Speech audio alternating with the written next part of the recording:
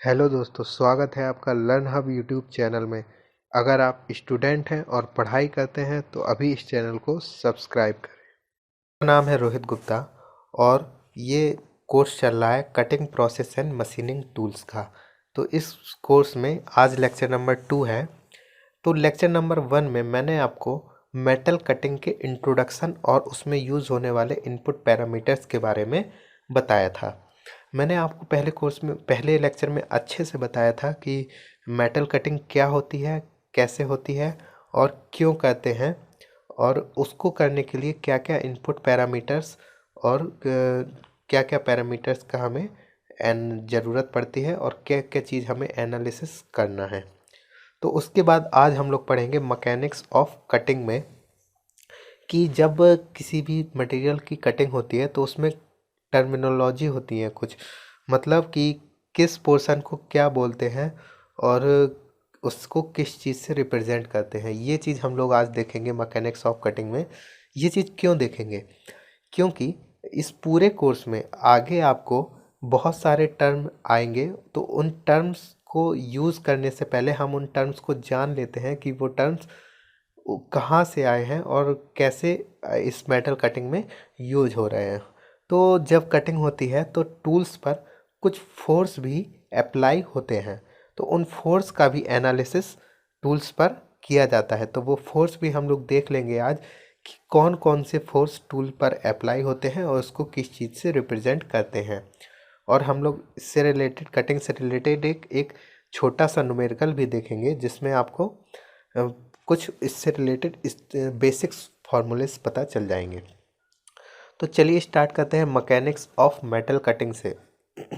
तो ये मान लीजिए एक स्लैब है, 3D स्लैब है। मैंने इसको 2D में यहाँ पर दिखाया है। तो ये एक स्लैब है, इसमें जब हम लोग टूल से कटिंग करते हैं तो यहाँ से यहाँ तक टूल अभी तक काट चुका है। तो एक बार में मान लीजिए इसकी T1 थिकनेस को टूल कट करता है। तो इसकी जो T1 थिकनेस को टूल कट कर रहा है, क्योंकि देखिए पहले पूरा था और अब T1 थिकनेस को कट कर दिया है, तो जो पूरा थिकनेस था उसमें से T1 घटा दीजिए तो हमारी इतनी थिकनेस इसकी बची है वर्क पीस की। तो T1 जो हो गया हमारा क्या हो जाएगा, अनकट चिप थिकनेस। मतलब यहाँ पर कटिंग से पहले चिप का थिकनेस, मतलब कटिंग करने से पहले जो थिकनेस को टूल काटने वाला था उसको हम लोग बोलते हैं T1 और उसको कहते हैं अनकट चिप थिकनेस। ठीक है, तो आई होप कि T1 आप समझ गए होंगे।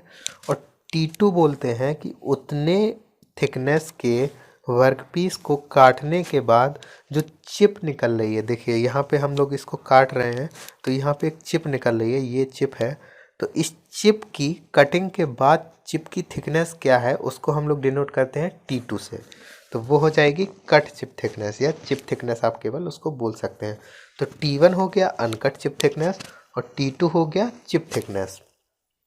और यहाँ पर देख रहे होंगे आप AB, मतलब वो प्लेन, एक प्लेन होगा जिस प्लेन जो प्लेन अनकट पोर्शन और कट पोर्शन दोनों को अलग करता है उसको हम लोग बोलते हैं शेयर प्लेन। यहाँ पे हम लोग शेयर प्लेन AB को डिनोट कर रहे हैं, तो AB क्या हो जाएगा आपका शेयर प्लेन। ठीक है, और जो शेयर प्लेन हॉरिजॉन्टल से जो एंगल बनाता है, अगर यूँ क्योंकि ये शेयर प्लेन है तो हॉरिजॉन्टल से जो एंगल बनाएगा उसको हम लोग बोलेंगे शेयर एंगल। ठीक है, अब आते हैं टूल पे। टूल, देखिए टूल जो बनाते हैं उसमें हम लोग कुछ एंगल प्रोवाइड कराते हैं जिससे कि ये टूल हमारा आराम से चिप काट दे और हमारा जो टूल है वो वर्कपीस से टकराए ना।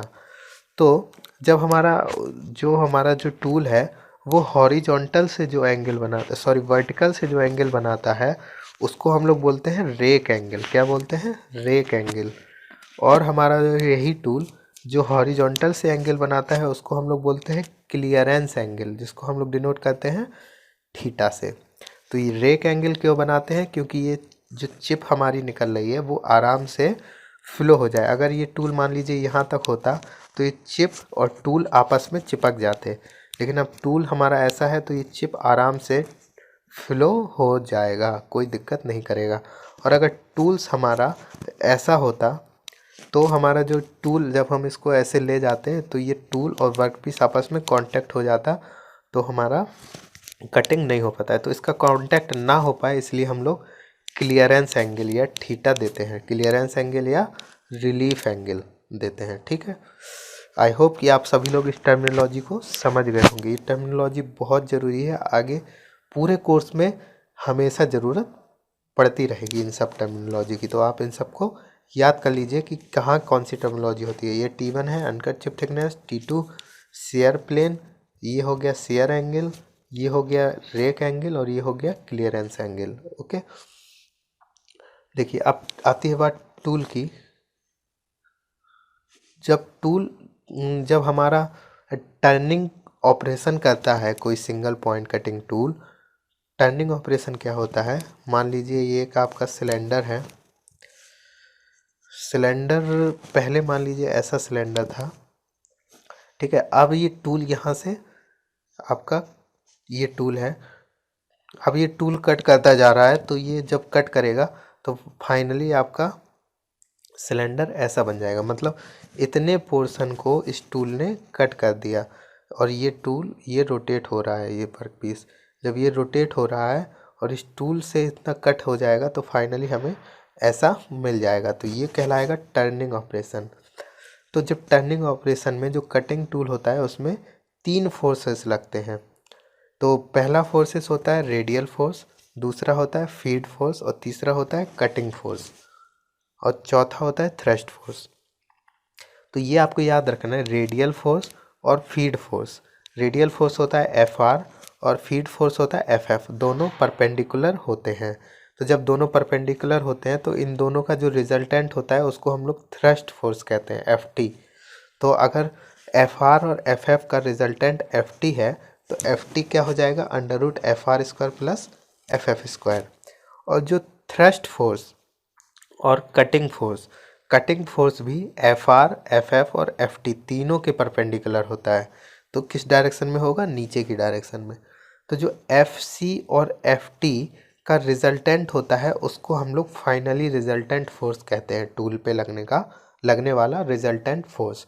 तो रिजल्टेंट फोर्स क्या हो जाएगा, Ft और Fc का रिजल्टेंट है तो √Ft² प्लस Fc²। यहाँ से Ft की वैल्यू हम लोग रख देंगे Ft² की क्या हो जाएगा, Fr² प्लस Ff²। तो फाइनली रिजल्टेंट फोर्स हमारा क्या आ जाएगा, √Fr² plus Fc² plus Ff²। I hope कि आप लोग समझ गए होंगे रिजल्टेंट फोर्स कैसे निकाला है। उसके बाद एक न्यूमेरिकल है जो हम लोग देख लेते हैं थोड़ा सा। एक न्यूमेरिकल में क्या कहता है, 2 steel bar each of dia 10 mm are coaxially friction welded. दो कोएक्सियली स्टील बार को फ्रिक्शन वेल्डेड किया जा रहा है end to end. Axial pressure दिया है 200 मेगापास्कल, रोटेशनल स्पीड दिया है 400 आरपीएम, फ्रिक्शन बिटवीन फेसेस दिया हुआ है 0.5 और टॉर्क जो लग रहा है वो 3/4 रेडियस पे लग रहा है रोटेटिंग बार के। तो find the power in kilowatt. अब देखिए सबसे पहले आप यहाँ पे सोचिए, आपको निकालना है power in kilowatt consumed at the interface of welding. तो पावर का फार्मूला आप जानते हैं, ये क्वेश्चन मैंने इसलिए लिया है कि आपको बेसिक फार्मूले आपको पता हो, जो फार्मूले इस पूरे कोर्स में आगे यूज होने वाले हैं। तो पावर का फार्मूला क्या होता है, 2π/N/60। तो देखिए 2π/N क्या हो जाएगा, रोटेशनल स्पीड इन आरपीएम, जो आपको दिया हुआ है टी नहीं दिया हुआ है तो अब टी आपको निकालना है। टॉर्क, जबकि टॉर्क कहा है इसने कि एक्ट हो रहा है 3/4 रेडियस पे। तो देखिए तो टॉर्क का तो सबसे पहले देख लेते हैं P क्या है, 2π/N/60। यहाँ हमें टी नहीं पता है तो टी हमें निकालना है। तो T क्या होता है, F/R। आर हमें पता है क्योंकि दिया हुआ है इसने डायमीटर 10 mm, तो ये आर पता है। लेकिन इसने कहा है जो टॉर्क एज्यूम हो रहा है वो 3/4 रेडियस पे हो रहा है, तो जो आर हो जाएगा वो हमारा 3/4 आर हो जाएगा। कितना हो जाएगा, 3/4 आर। अब इसमें आर हमें पता चल गया लेकिन एफ नहीं पता है। तो एफ क्या होता है, जो फोर्स होता है वो प्रेशर इनटू एरिया होता है। तो प्रेशर हमें पता है, प्रेशर इन्होंने दे दिया है यहाँ पे एरिया पता है क्योंकि कोएक्सियली बार है और आपस में कहाँ पे जब डाया दिया हुआ है और बोल दिया है सिलेंड्रिकल बार है तो हमें एरिया भी पता चल जाएगा। और हमें कोफिशिएंट ऑफ फ्रिक्शन भी दिया है, तो अगर कोफिशिएंट ऑफ फ्रिक्शन नहीं दिया होता तो हमारा एफ हो जाता पी इंटू ए, लेकिन कोफिशिएंट ऑफ फ्रिक्शन दिया है तो पी ए म्यू। तो देखिए यहाँ से पी ए म्यू से हम सबसे पहले एफ कैलकुलेट कर लेंगे। इस एफ की वैल्यू हम लोग यहाँ रखेंगे तो हमारा टी कैलकुलेट हो जाएगा, और जब टी कैलकुलेट हो जाएगा तो हम यहाँ से पावर निकाल सकते हैं जो कि आएगा 1.233 किलो वाट। आई होप कि आप लोग इस क्वेश्चन को समझ गए होंगे और इस मेटल कटिंग ऑपरेशन में यूज़ होने वाली टर्मिनोलॉजी को भी समझ गए होंगे। तो मिलते हैं नेक्स्ट लेक्चर में इसके आगे के टॉपिक के साथ। इस लेक्चर में कोई भी दिक्कत हुई हो तो आप मुझे कमेंट में बताइए, और इस वीडियो को ज़्यादा से ज़्यादा शेयर कीजिए, लाइक कीजिए। Thank you.